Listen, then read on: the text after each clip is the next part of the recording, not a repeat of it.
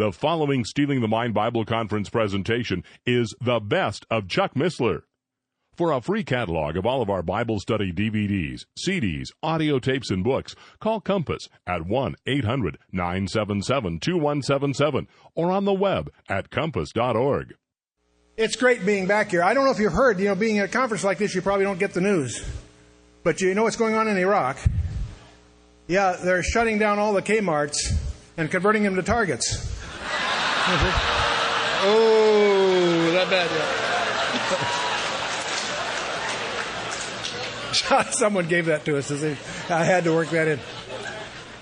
One of our modern myths is the nebular hypothesis. If you've taken a course in astronomy or you pick up almost any astronomy book and talks about the origin of the solar system, we have these theories about how the planets were pulled out of the sun and so forth. This is a myth of origins, a little different than the biological stuff that several speakers have dealt with already today.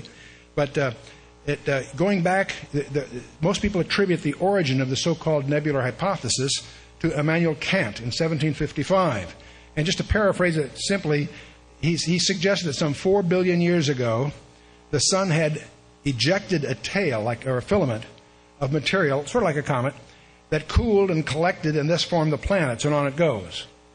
Now that is attributed to Immanuel Kant, but that's a misnomer. It actually didn't come from him. 21 years earlier, it was formulated by Emanuel Swedenborg, and it was done in Latin in 1734. And he was a mining engineer that had a wide range of interests, and he claimed to have psychic powers. He claimed this theory was developed from seances with men on Jupiter, Saturn, and places more distant. And I don't make any editorial comment on that topic. I'm just reporting it to you. Some 20 years earlier, we have records that he apparently had an opportunity to spend some time with Edmund Halley, who, of course, is famous for his study of comets at Cambridge. And so he picked up some of the ideas that he used in this theory, apparently, from Edmund Halley. But what's interesting is Pierre-Simon Laplace, who was the famous mathematician, was a friend of his. And he lent his endorsement to Kant's theory, but without checking the mathematical validations he was capable of providing, but didn't bother.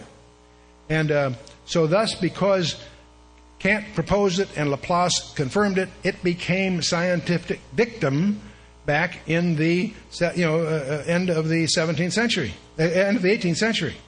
And it is still commonly presumed as a result of schooling and textbooks to this day. So one of the things I'm here to do is not sell you something, is to raise your caution threshold. Subsequent writers have developed views to try to amend this very, very flimsy conjecture. But the difficulties mount. It turns out that our sun contains about 99.86% of all the mass of the solar system. So most of the mass of our solar system, of course, is in the sun. All right? But there's something very strange.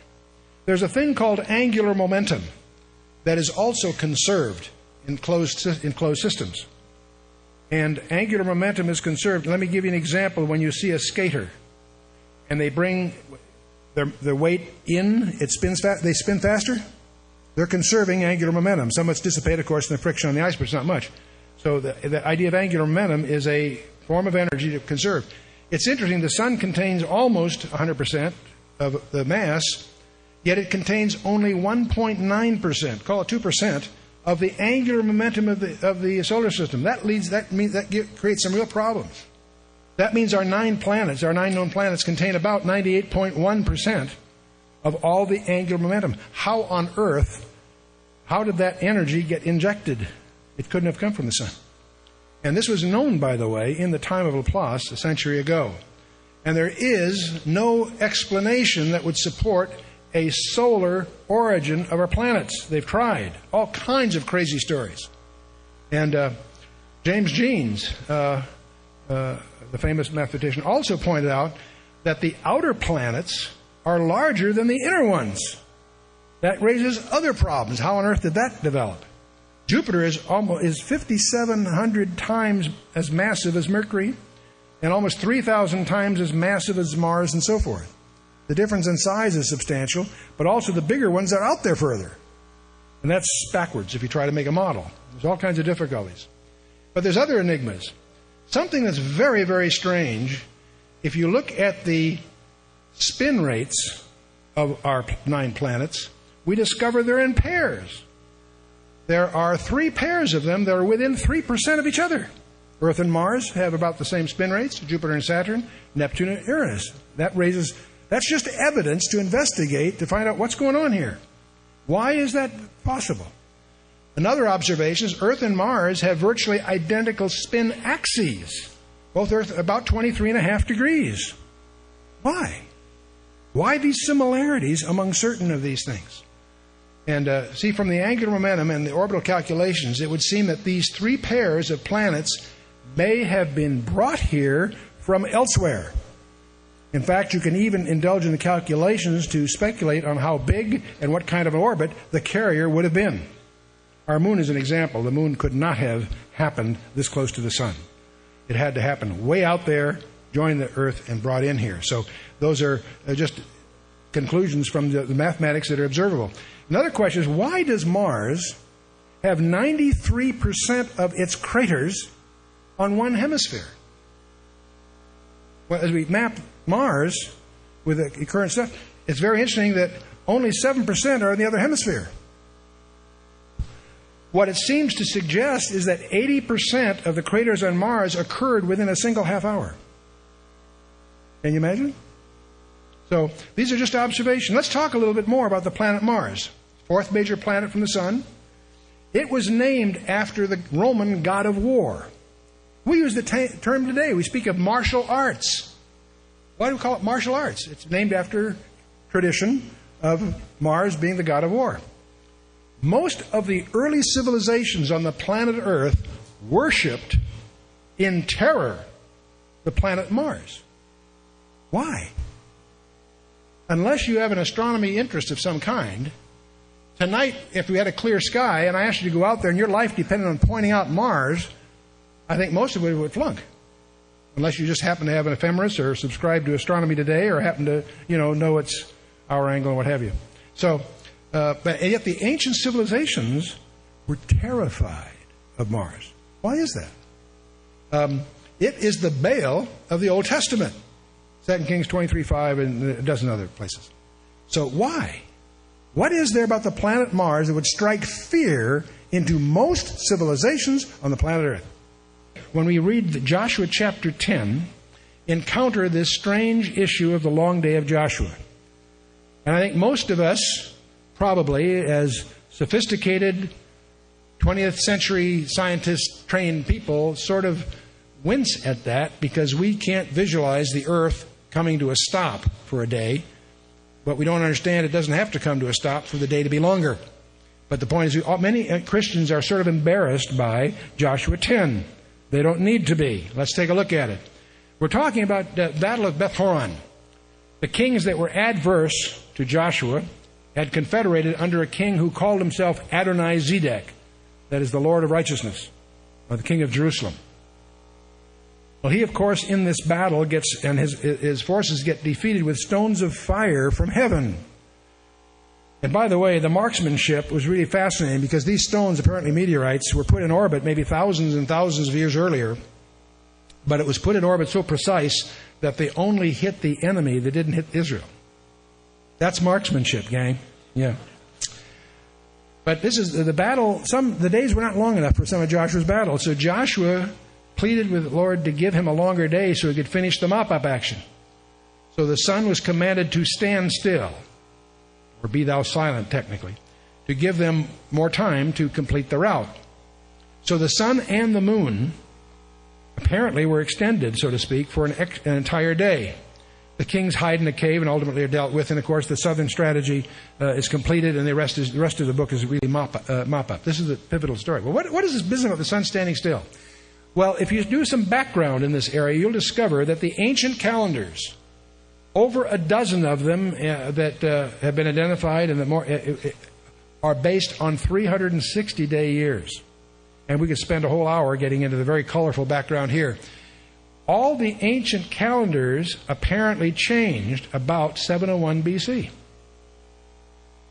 And the Romans, of course, added 4¼ days, essentially. It's not quite that simple, but that's basically it. Hezekiah in Israel resorted to a rather strange formula to adjust the calendar. He added a month 7 times in a 19-year cycle. A very weird formula. If you take 19 years, there's 7 different times that they add a month to the year to make up the difference between the solar and the sidereal year. And but in 701 BC, something caused the calendars to change. And that's a mystery we'll come to in a minute. I mentioned that Mars was worshipped by the ancient cultures. A group of scientists, one of them teaches celestial mechanics at Harvard. Another was involved with Boeing in the space program. A guy by Steinhauer, Patch, and Hatch wrote a book, and they built a computer model that reconciles not 7 different catastrophes in the Bible by the observation that Earth and Mars was apparently originally on resonant orbits. Now, those of you that know about tuning forks, you know how you have 2 tuning forks with the same frequency. You can, across the room, hit one, and the other one will sympathetically vibrate to it. That's a resonant, what we call resonance in engineering. Well, as we've learned about orbital mechanics, orbits are also interactive and can achieve resonance. And they noticed that these scientists noticed that the events in the memory of man seem to include catastrophes on a frequency of about every 108 years, or a multiple of 54 in any case. And so this little model will account for at least 7 of the major catastrophes that are recorded in the Bible. And these energy transfers that are involved in near pass-bys, and I'll come to that in a minute, were stabilized in 701 BC. And let's just take a look at this. The Earth, obviously, revolves around the sun. How many knew that? You know that goes long before Ptolemy?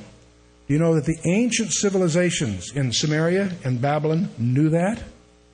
It was Ptolemy that messed it all up and got the idea that the sun goes around the earth. So many of the things that Copernicus had to fight were actually beliefs that were introduced in the middle. The ancients were not as ignorant as some people would like us to believe.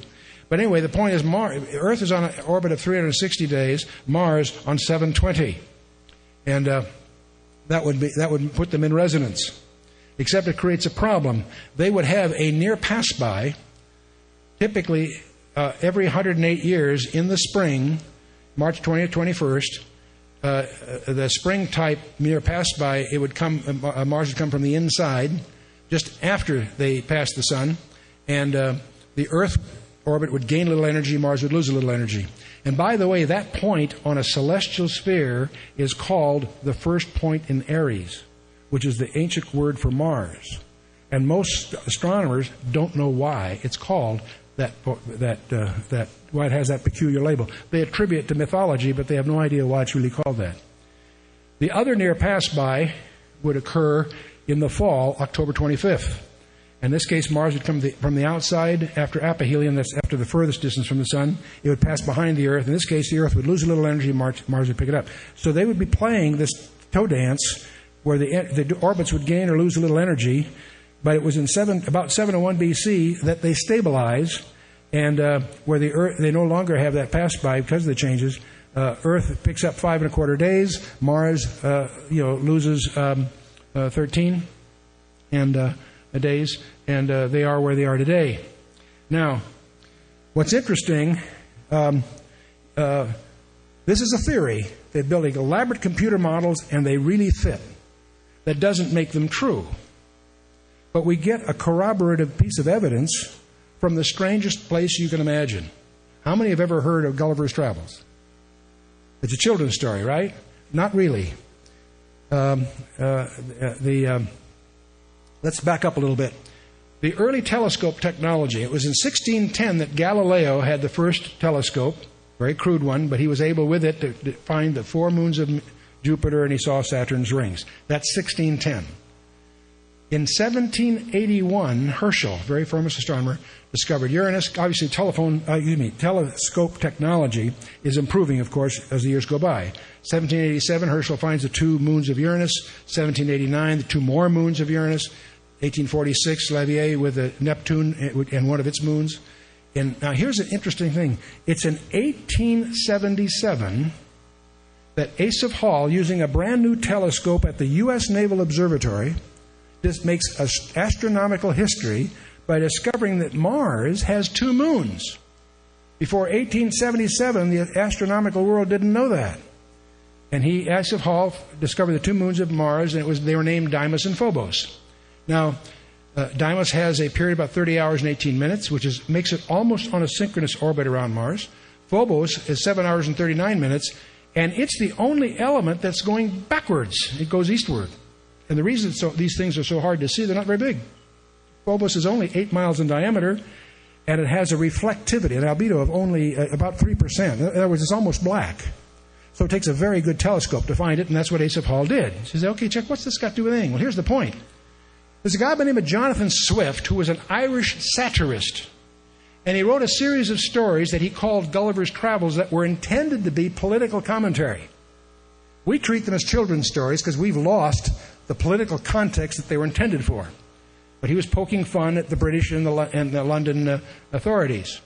But he wrote these, and most of us know the story of the Lilliputians, where Gulliver visits the island with the little tiny people. But most of us have not read the third voyage of Gulliver to Laputa. And if you read Laputa, it turns out that in Laputa, Gulliver visits this island in which the story details. The astronomers in Laputa brag that they know about the 2 moons of Mars, and the astronomers in London don't know anything about them. And the text mentions the size of these things, the revolutions, and the orbits of the 2 moons of Mars, to an accuracy of about 20%. Not precisely, but pretty close. The mystery is, how on earth... This, by the way, see, Jonathan Swift published Gulliver's Travels 151 years before Asaph Hall discovered the 2 moons of Mars. How do you explain this? Lucky guess?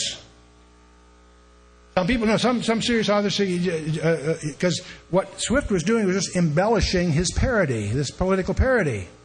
And he just folded that in to make it to be colorful. Did he just accidentally happen to know? Happen to guess these right? No. What most people believe that have studied this is that Swift apparently had access to some folklore that he assumed was probably just folklore, but he drew upon it to embellish his story. What he probably didn't realize is the materials he was drawing from were eyewitness accounts of the near pass-by of Mars, because in order for the naked eye to see the 2 moons of Mars, Mars would have to be about 70,000 miles from the planet Earth.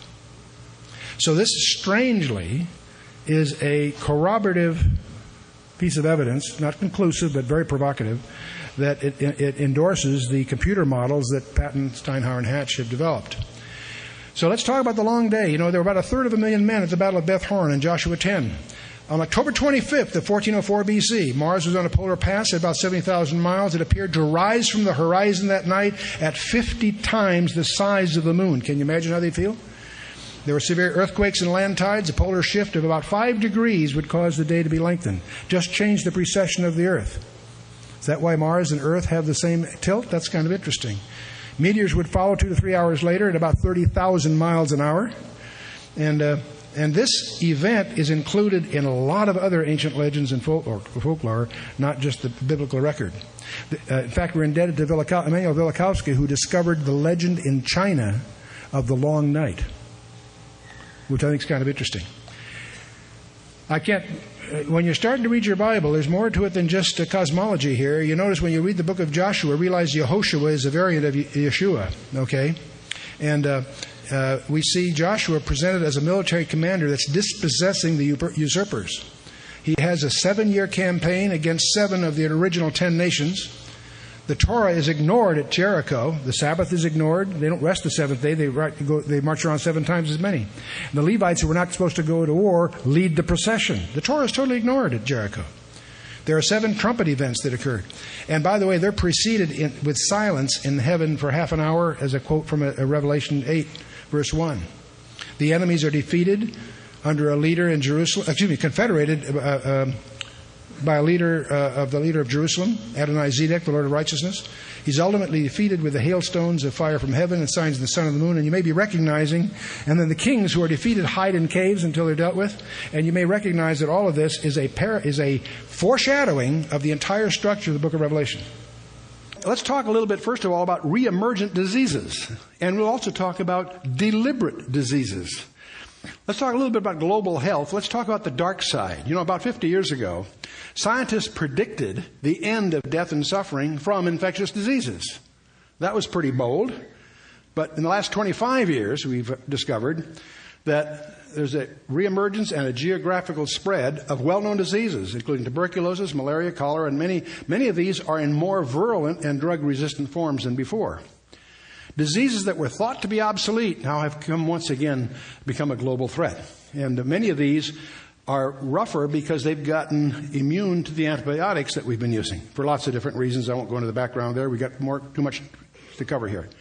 And we go through each one of these as diseases, and obviously at the head of the list is cancer, but we won't. There's something else that I came across in researching this that you might find interesting. Scientists have discovered that bacteria, we're talking about single-celled organisms. Did you know that they take roll before attacking you? These are one-celled animals, right? They do what the scientists call quorum sensing. E. coli, Salmonella, Vibrio cholera, and 30 others take roll. They won't attack until they've determined there's enough of them to have a chance of winning. That make you uncomfortable? It gave me the creeps when I first... It's like that passage in Luke, you know, a king before he goes against assesses his strength, right, and so forth. Some facts. Now, I have to share this with you. The number of physicians in the U.S. has been estimated at 700,000. The accidental deaths caused by physicians per year are about 120,000. So the accidental deaths per physician, according to the U.S. Department of Health and Human Services, is 0.171. Okay, that's great. The number of gun owners in the United States is 80 million. The accidental gun deaths per year is about 1,500. It's probably 1501 lately, right?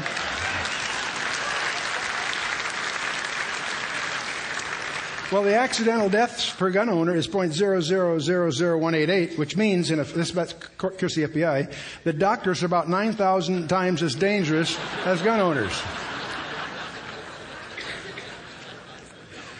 Now, I could put the statistics up on lawyers, but if I did, it might shock you, and you might go seek medical attention. Right? I had to throw this in here. This has been circulating on the internet for years. It's obviously a gag. It's interesting when you see that correspondence, though, that they quarrel with the logic. They don't quarrel with the accuracy of the data, but we'll move on anyway. I'd like to sensitize you to the difference between the technology of conveyance and the technology of content. They're two different technologies altogether. It's like the media versus the manuscript. You follow me? There's a technology to making a book. You got paper, you got binding, you got cover. You with me? That's got nothing to do with what's written in the book. Two different technologies. Did the ink write the book? Of course not. What we're seeing is the result. There's another science involved, and it's the frontier science, the master of all the sciences. That's the information sciences. If we take just one molecule, let's take hemoglobin. It's in your blood. It consists of 574 amino acids. Here's a list of the 20 and how much you need. You need 36 of the glycine, 68 of the alanine, and so forth. That's how. So you've got now. You're not making 374 from an alphabet of 2. You're making 574 from an alphabet of 20. That's a little more complicated in the mathematics. But switching theory will give you a chance to do that out. Remember, the one I had before was 10. Remember that these were 10 with 104 zeros. If you take the hemoglobin molecule, it turns out these 574 elements from alphabet 20 turns out to represent 10 with 650 zeros are possible. If you have but a few of those out of place, it's called hemoglobinopathy. It's fatal. Okay? Now, Borel's law, I remind you, if you have 10 to the minus 50, it's absurd. Here you have 10 to the minus 650. It is really absurd. How absurd is it? Let me get another way. What's your probability of winning the Idaho State Lottery. Whatever it is, it is. What is the probability of winning 2 days in a row? Pretty unlikely. 3 days in a row. How about 90 days in a row? Is that likely at all? That is really absurd, okay? So we can go through all the different ways to measure these numbers, but that's basically, let's keep moving here. Let me just talk about this mechanically. Let's make a model of the DNA, and we're going to represent your DNA by a pair of monofilament fishing lines, okay? 125 miles long.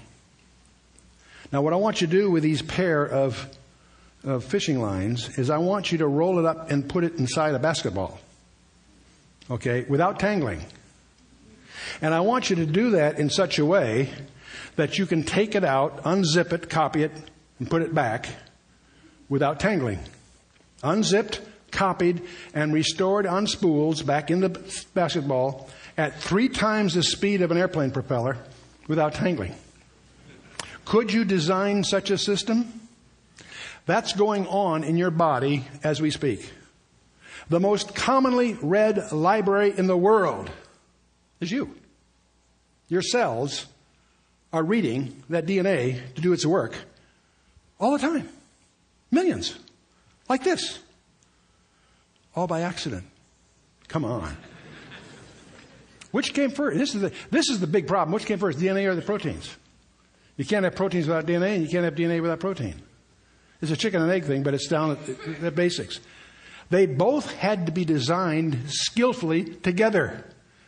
Anybody that's been in a design team, if you have a design team over here designing the hardware of a computer, and you got over here the guys doing the software, they better be talking to each other. You follow me? The idea that either one is random is the height of absurdity. And any guy that's been in a design group recognizes that we see confronted all the time intelligent design. But when does tampering with an embryo become murder? That's a big issue. That's a big issue. Is it acceptable to clone a baby to save a child's life? It's been done.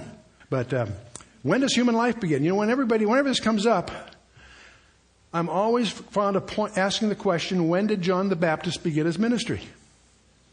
When he was 9 inches long and weighed 1.5 pounds.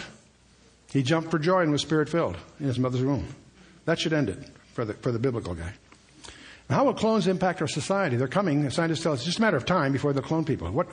How that's going to work in our society? Can a clone be saved? Those can be interesting issues. Is the Antichrist going to be a clone? Can a clone become saved and so forth? And what are the prophetic implications? Those are all issues. The first question is, are they real? Now, the problem in this area, if you research it at all, is there's so much information that's uncorroborated, unreliable, deliberate hoaxes. There's also substantial budgets, apparently, for disinformation in this area, both pro and con. On the other hand, when you strip away all of that, you discover there's much, in fact, too much to ignore, that is substantiated, involving multiple competent witnesses. They have been plotted on radar, and we'll talk a little bit about their characteristics. You also discover many books have been written that seem to indicate these things have been around in the Stone Age period, on the murals in some of the caves, in Egyptian hieroglyphics. The journals of the troops of Alexander the Great record these things, and the log of Christopher Columbus records such things. In the modern era, most of us, I think, begin to record what we call the modern era of UFOs from the Roswell incident. About in the early period of July 1947, something landed near Roswell, New Mexico. Now, the Army investigated, issued a press release that hit 30 of the major national papers in the United States, which indicated that some kind of unidentified flying object had landed near Roswell. The legends that emerged from those are all kinds. There's all kinds of strange stories, typically involving not only a UFO, but 4 occupants, 3 dead, 1 still alive, and so on. Within hours, the Army seals off the area and takes whatever was there to Wright-Patterson Air Force Base, and within a few hours, from 400 miles away from Fort Worth, they issue a contrary press release saying that it was just a weather balloon. For 50 years, strange stories, even more and more absurd cover stories, get released by the military. Several of the men involved that became generals before they died, and before they died admitted it was a cover-up. So what we don't know what happened at Roswell. To this day, several presidents and a number of congressmen have been unable to crack the security that wraps around Roswell. All we do know for sure is there, for some reason, is a big cover-up. I believe that you and I are being plunged into a period of time about which the Bible says more than it does about any other period of time in history, including the time that Jesus walked the shores of Galilee or climbed the mountains of Judea. That's my challenge. If you accept that challenge, you flunk the course. You need to challenge this. But I do believe you and I are being plunged into a period of time about which the Bible says more than it does about any other period of time in history, including the gospel period. Now, how do you challenge that statement? First, find out what the Bible really says about the end times. Secondly, find out what's going on. That's why you come to conferences like this.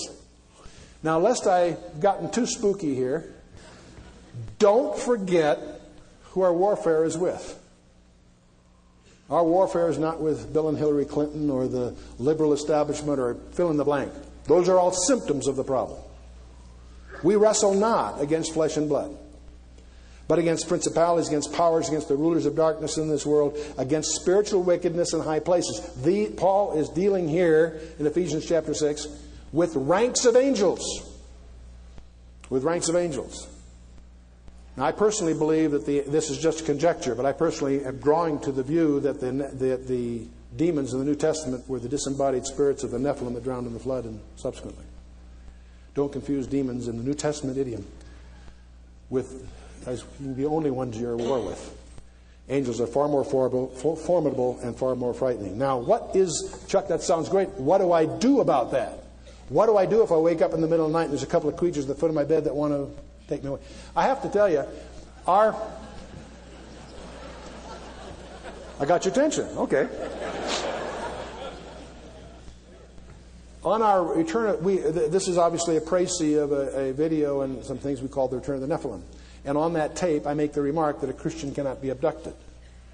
I got a call from one of the top executives at Universal Studios who got upset with me. He says, Chuck, I heard your broadcast, because the tapes were on the radio too. So I heard your thing on the radio. I happen to be expert in this area because I was the executive producer of some major projects. The guy that called me and said it was Tracy Torme. He was the executive producer of Fire in the Sky and some other projects. He says, Chuck, I loved your briefing right up until the point where you said a Christian can't be abducted. I had to track you down and call you because you're wrong. I happen to know you're wrong. I was startled, first of all, by the call.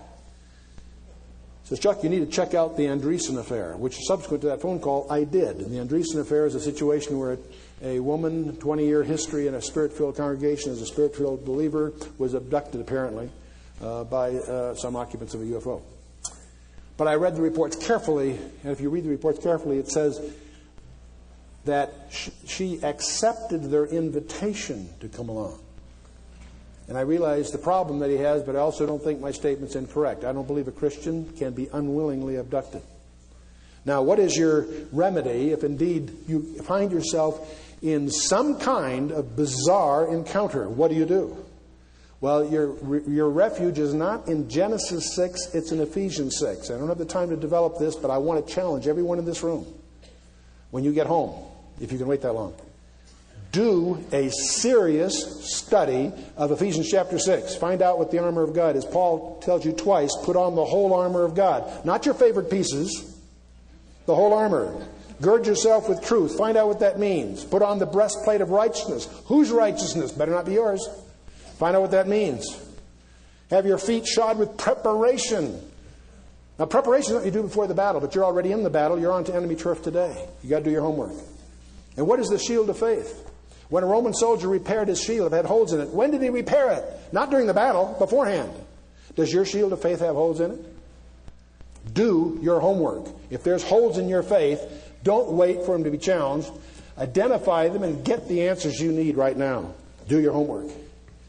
And understand your helmet of salvation. Owning it ain't enough. You need to wear it. You can tell the guys that aren't wearing their helmet by the bandages. Do you have doubts about your eternal security? Because if you do, you've got it. You're facing the wrong place. It's His faithfulness that I'm hanging on, not mine. And the sword of the Spirit, Word of God. Let me tell you something about the Roman swords. They required two things. They required the conventional wisdom of its day was long swords, sharp on one side. The Romans developed a short 24-inch machaira, double-edged. With it, they conquered the world. But there's two things you got to know about a machaira. It took special training and practice. You had to know how to close and how to use it. Same thing with the sword that's in your lap. It takes training. You need to know how to use it. And of course, your heavy artillery is prayer. And I encourage every one of you to take that seriously. It's so convenient. You and I have a hotline directly to the throne room of the universe. We need to use it. People come up to me, Chuck, what can we do for your ministry? Let me tell you the number one thing we do for our ministry, and that's pray for us. Because you can tell from the weird stuff we're getting into, we're asking for it. We're out there. Now, I'll just wrap it up here. Honestly, Bill, I think Bill's having cardiac arrest because I'm wrinkling too long.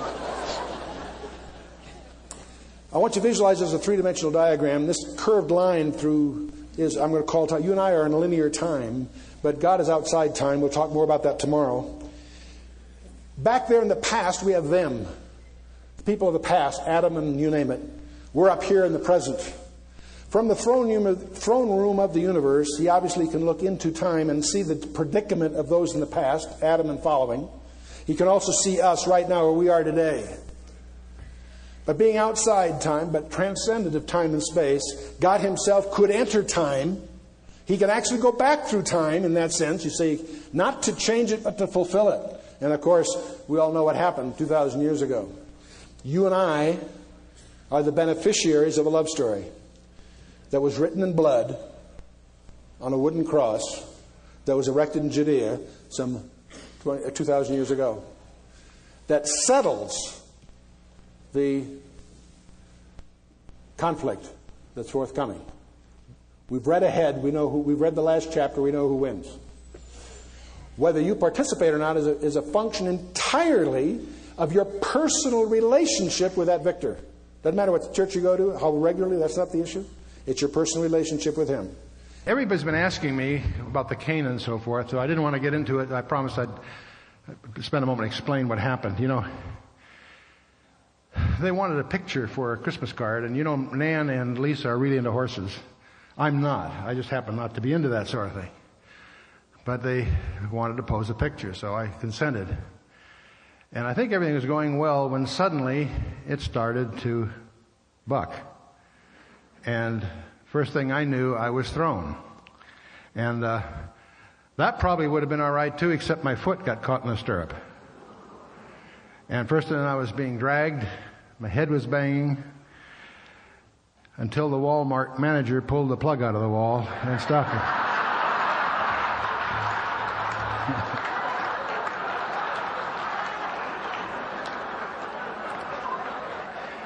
Man, if you believe that story, I suppose you're one of these people that believes airport announcements too, you know.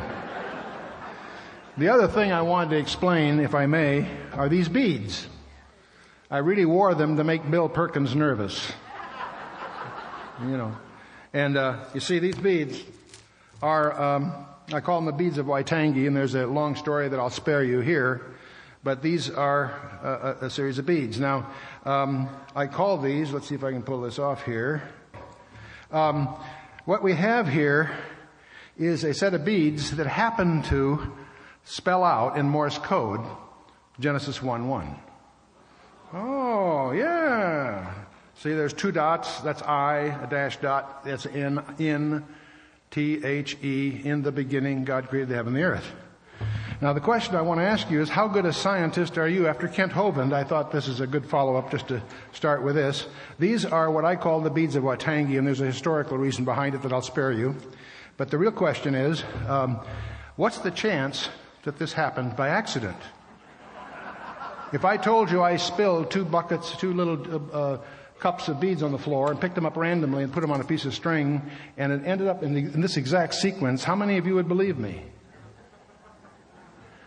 Not a Democrat in the bunch here.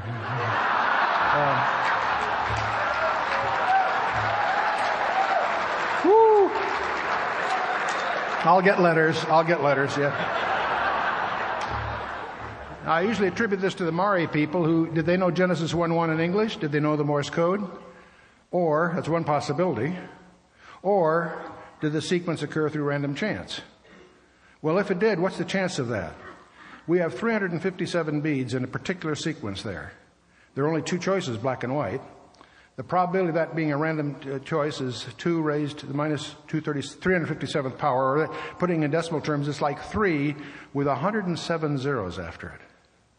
Now, if you know anything about physics, anything over with more than 50 zeros is defined as absurd or impossible. So, and this is not 50, this is 107. So for this to have happened by accident is absolutely impossible by scientific definitions. And yet, you know, this is just a simple binary string. Your hemoglobin molecule in your blood consists of 574 elements, which are chosen from an alphabet, not of 2, but of 20. And, you know, the 20 amino acids and so forth.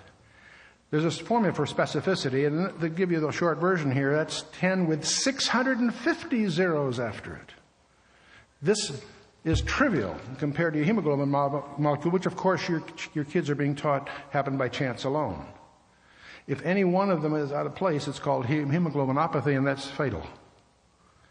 So, the impossibility of chance. There's only 10 to the 18th seconds in the history of the universe if you accept the 15 billion year lifetime that some people estimate.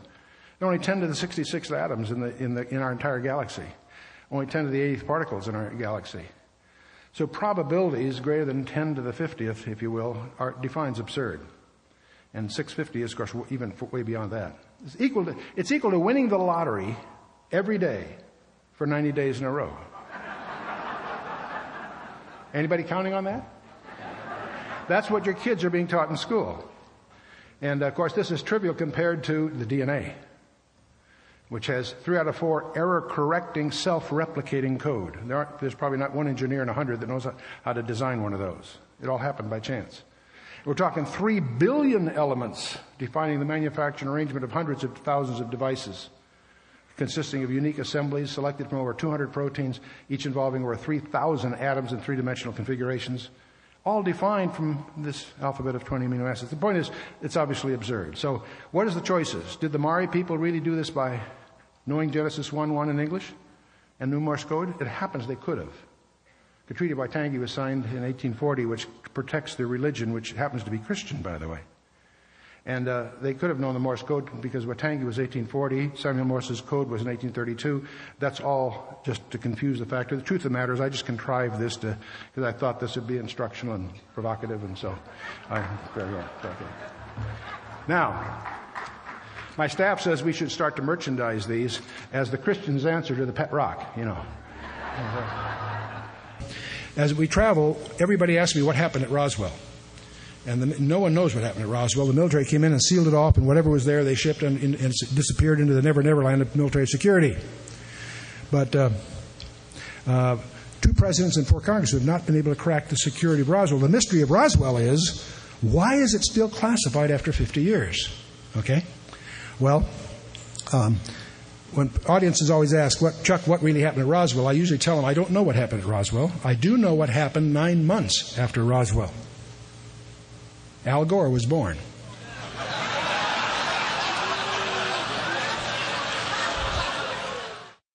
This has been The Best of Chuck Missler. To receive a free catalog of all of our Bible study DVDs, CDs, audio tapes, and books, information on upcoming Bible conferences in your area, or details of our missionary outreach, call 800-977-2177 24 hours a day, or on the web at compass.org.